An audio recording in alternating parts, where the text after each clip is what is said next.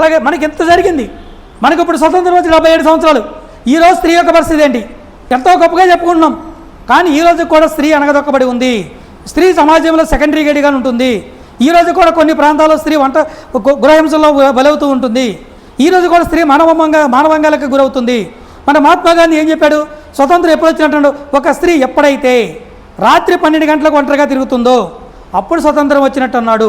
అంటే మహాత్మా గాంధీ నైట్ 12 గంటలు తిరగమని కాదు, అంటే తిరగడానికి అనుకూలమైన ప్రదేశం, స్త్రీ ఒంటరిగా 12 గంటలకి సంచరించడానికి ఎలాంటి వాతావరణం ఉంటుందో ఆ వాతావరణం కనుక ఉన్నట్లయితే అప్పుడే మనకి స్వతంత్రం వచ్చినట్టు.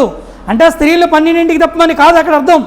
ఎప్పుడైతే స్త్రీ 12 గంటలకి సమాజంలో ఒంటరిగా తిరుగుతుంటే ఎటువంటి ఇబ్బందులు కలగకుండా ప్రశాంతంగా ఉంటుందో అలాంటి వాతావరణం కనుక ఉన్నట్లయితే అప్పుడే మనకు స్వతంత్రం వచ్చినట్టు అని చెప్పబడింది మన మహాత్మా గాంధీ గారు.